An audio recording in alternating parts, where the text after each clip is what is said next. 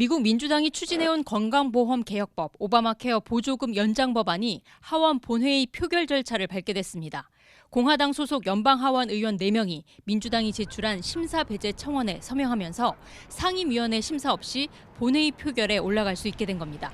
당론을 거부한 브라이언 피츠패트릭, 롭 브레스너헌 주니어, 라이언 맥켄지, 마이크 롤러 의원은 모두 중도 성향으로 평가받고 있습니다.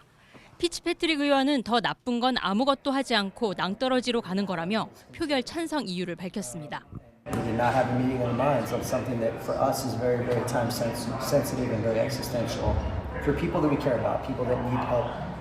공화당 지도부의 장악력이 약해졌다는 평가가 나왔지만 마이크 존슨 하원 의장은 통제권을 잃지 않았다고 주장했습니다.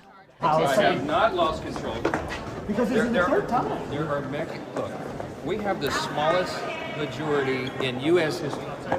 These are not normal times. 공화당의 분열에 민주당은 반색했습니다. I think we've got a chance, and that's what all we've been asking for is to give us a chance to vote on a bill that protects more families from these outrageous health insurance premiums.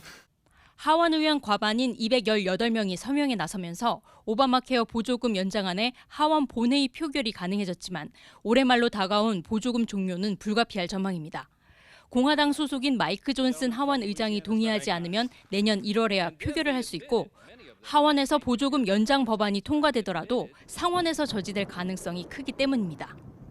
오바마 케어 보조금 연장이 부결될 경우 내년부터 미국인들의 보험료 부담도 더 커질 것으로 보입니다. 내년 11월 중간선거를 앞두고 민주당의 공세도 거세질 전망입니다. 워싱턴에서 YTN 홍상입니다. 네, 트럼프 대통령이 잠시 전 이곳 시간으로 밤 9시, 지금으로부터는 1시간 반 전쯤에 백악관에서 대국민 연설에 나섰습니다. 연설은 약 18분 동안 이어졌는데요. 취임 11개월 동안 자신이 이룬 성과를 강조하는 내용이 주를 이뤘습니다. 트럼프 대통령은 조 바이든 대통령으로부터 엉망이 된 나라를 물려받았지만 취임 11개월 만에 세계에서 가장 잘 나가는 나라로 만들었다고 자화자찬을 했습니다. 트럼프 대통령의 말을 들어보시겠습니다. After 11 months, our border is secure, inflation is stopped, wages are up, prices are down, our nation is strong, America is respected, and our country is back, stronger than ever before. We're poised for an economic boom, the likes of which the world has never seen. 네, 인플레이션도 바이든 행정부 당시에는 48년 만에 최악이었고 현재 가장 이슈가 되고 있고 자신이 공격받고 있는 단어죠. 감당 가능한 비용, affordability라는 단어도 그때 바이든 행정부 때 등장하기 시작했다고 주장했습니다. 트럼프 대통령은 관세 정책으로 18조 달러, 사상 최대 규모의 투자를 자신이 유치했고 경제 성장과 국가 안보도 이뤘다고 강조했습니다. 외교에 있어서의 성과도 강조했는데요. 취임 10개월 만에 8개의 전쟁을 끝냈고 가자 전쟁을 종식시켜서 3,000년 만에 중동의 평화를 자신이 가져왔다고 강조했습니다.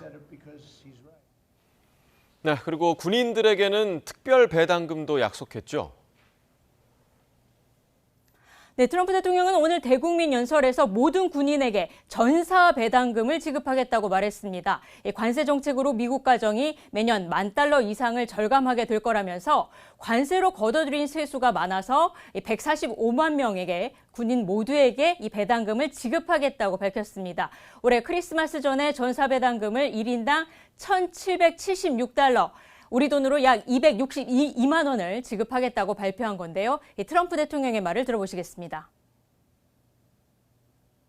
1,450,000 military service members will receive a special we call warrior dividend before Christmas, a warrior dividend in honor of our nation's founding.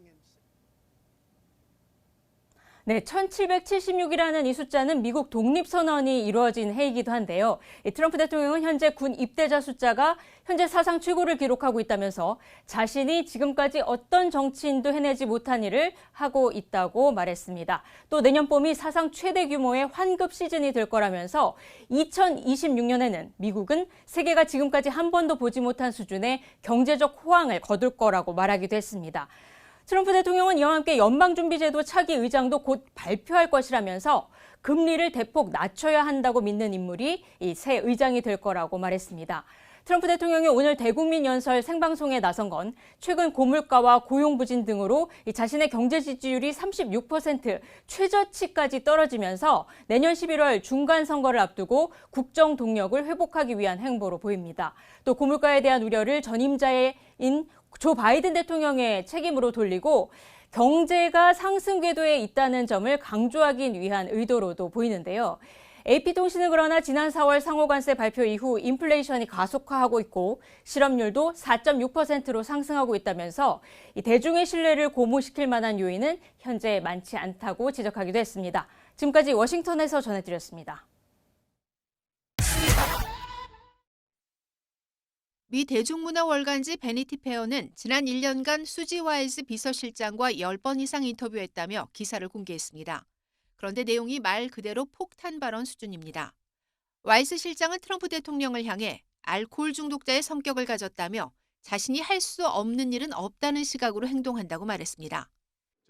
JD 벤스 부통령은 10년간 음모론자였던 인물이라고 신랄하게 비판했고 일론 머스크 테슬라 CEO는 케타민 중독자라며 천재들이 그렇듯 이상한 사람이라고 평가했습니다.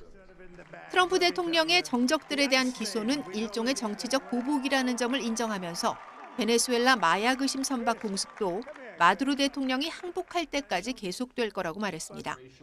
또 상호 관세 정책에 대해 트럼프 대통령과 엄청난 의견 불일치가 있었다며 예상보다 훨씬 고통스러웠다고도 털어놨습니다.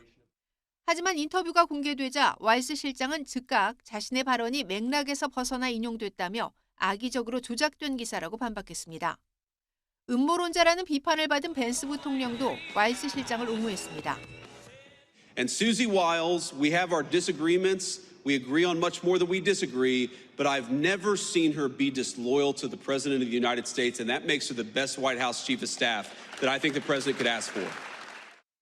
트럼프 대통령 역시 자신이 술을 마시지 않아 다행이지 만약 마셨다면 알코올 중독자가 됐을 가능성이 크다며 대수롭지 않다는 반응으로 상황을 무마했습니다. 하지만 CNN은 인터뷰 내용이 공개된 후 백악관 보좌진과 트럼프 대통령의 측근들이 와이스 실장의 가차없는 평가에 충격과 혼란에 빠졌다고 전했습니다. YTN 박영진입니다. 도널드 트럼프 미국 대통령이 집권 1년도 채 되지 않아 조기 레임덕 국면에 접어든 것 아니냐는 분석이 나오고 있습니다. 경제정책에 대한 지지율 하락과 잇단 선거 패배, 중간선거 전망에 대한 트럼프 대통령 본인의 비관적 인식이 맞물리며 민심 이반 조짐이 뚜렷해지고 있다는 평가입니다. 트럼프 대통령은 지난 12일 월스트리트 저널과의 인터뷰에서 자신의 경제 성과를 두고 역사상 가장 위대한 경제를 만들어냈다고 자평하면서도 관세 정책과 대규모 투자 성과가 유권자 지지로 이어질지는 확신하기 어렵다고 밝혔습니다. 그는 내년 11월 중간선거와 관련해 통계적으로 이기기 매우 어렵다며 낙관론을 경계하는 모습도 보였습니다. 실제 여론은 악화 흐름을 보이고 있습니다.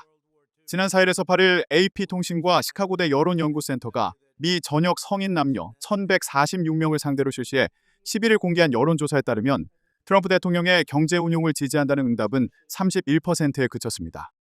이는 지난 3월 조사보다 큰 폭으로 하락한 수치로 AP와 시카고대 여론연구센터 기준 트럼프 1, 2기 행정부를 통틀어 최저치입니다. 정치 지형에서도 이상 신호가 이어지고 있습니다. 공화당은 최근 플로리다주 마이애미 시장 선거와 조지아주 주하원 보궐선거 120일 선거구에서 모두 패배했는데 두 지역 모두 공화당 강세 지역으로 분류되던 곳이었습니다. 워싱턴 포스트 WP는 이러한 흐름이 트럼프 대통령 재선의 핵심 지지층이었던 유색 인종 유권자들 사이에서 두드러지고 있다고 분석했습니다. 전문가들은 민심 이반의 배경으로 트럼프 대통령 특유의 고위험 고수익 중심 경제 정책을 지목합니다. 전방위 관세 압박, 동맹국을 상대로 한 투자 요구, 장기화된 연방정부 셧다운, 대규모 AI 투자 등은 모두 아니면 도식 정책이라는 평가입니다. 최근 작가 킬라 스캔러는 이를 두고 트럼프의 카지노 경제란 글을 뉴욕타임스에 기고했습니다. 스캔러는 트럼프 경제는 다른 사람의 돈으로 미래의 내기를 건다며 이 경제의 특징은 거품이라고 지적했습니다. 여기에 트럼프 경제의 핵심 축인 관세 정책은 미 연방대법원의 위헌 여부 판단을 앞두고 있어 향후 변수로 떠오르고 있습니다. 위헌 결정이 내려질 경우 관세 중심의 경제 운용이 흔들리는 것은 물론 천문학적인 환급금 부담으로 미국 재정에도 큰 타격이 불가피할 것이란 전망이 나옵니다. 군 통수권자인 대통령의 명령이라도 합법 여부를 면밀히 따져본 뒤 집행하겠다는 미군 장성의 의회 답변이 주목받고 있습니다. 트럼프 행정부가 주방위군을 일부 도시 치안에 투입하는 문제가 주 의제였던 지난 11일 미 연방 상원 군사위원회 회의장에서입니다. 잭 미드 상원 의원은 만약 대통령이 한 조직을 비밀 명단에 포함된 테러 조직으로 규정하는 상황에서 당신이 미국 영토 안에서 그들을 공격하라는 명령을 받을 경우 그 명령을 실행할 것인가라는 질문을 던졌습니다. 이에 그레고리 기호 미 북부사령부 사령관은 내가 명령을 받으면 나는 그 명령을 평가하고 그것이 합법적인 명령인지 확인하기 위해 법률 당국과 상의할 것이라고 답했습니다. 기호 사령관은 이어 만약 내가 의문점이 있다면 나는 그것을 합참의장과 국방장관에게 가져갈 것이고 그들은 언제든 환영한다면서 그리고 만약 내가 아무런 우려가 없고 합법적 명령이라는 확신을 한다면 나는 분명히 그 명령을 실행할 것이라고 답했습니다. 기호 사령관은 또 도널드 트럼프 대통령이 자주 거론하는 내부로부터의 침략, 내부의 적에 대한 견해를 질문받자 나는 내부의 적이 있다는 어떠한 징후도 파악하지 못했다고 답했습니다. 전 세계적으로 인공지능 AI 산업의 필수적인 데이터 센터가 우후죽순처럼 만들어지고 있습니다. 미국도 예외는 아닌데요. 하지만 지역 주민들의 반대로 건설이 지연되거나 아예 무산되는 사례가 속출하고 있습니다. 보도에 유투건 기자입니다. 조지아주 최대 규모의 데이터 센터 건설에 반대하는 주민들입니다. 애초 주민 대다수는 찬성하는 입장이었지만 90만 제곱미터의 거대 시설이 불러올 부작용이 알려지면서 반대로 돌아섰습니다. 결국 카운티 당국은 허가 절차를 100일간 보류하고 대책 마련에 나섰습니다. Data center have it taken up 1 million square feet and being so close to our neighborhood, it's not helping us. 600개에 육박하는 데이터 센터가 밀집해 세계 인터넷의 수도로 불리는 버지니아주에서도 곳곳에서 추가 건설 계획이 진통에 휩싸였습니다. You can run 1,000 feet and still not have enough to avoid the noise and the light pollution and the diesel generators, and it's going to ruin our lives. 데이터 센터 유치에 반대하는 흐름은 미국 전역에서 점차 조직적인 모습을 띄어가고 있습니다. 이에 따라 올해 2분기에만 17개의 건설 계획이 지연되거나 완전히 무산된 것으로 집계됐습니다. 무려 980억 달러 규모입니다.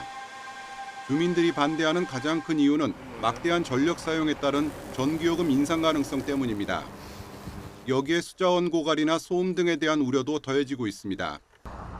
그동안 앞다퉈 데이터 센터를 유치했던 주정부들도 관련 규제를 강화하고 있습니다. And there is a risk that the data center operators are benefiting disproportionately from those energy investments, but then those costs are being distributed to the local ratepayer. 트럼프 대통령이 파격적인 혜택을 제공하면서 데이터 센터 확대에 열을 올리고 있지만 일부 공화당 의원들까지 공개적으로 반대 의사를 밝히고 나섰습니다. 로이터 통신은 초당적 사안으로 부상한 데이터 센터 문제가 내년 중간 선거에서 핵심 쟁점이 될 수도 있다고 분석했습니다. YTN 유튜관입니다.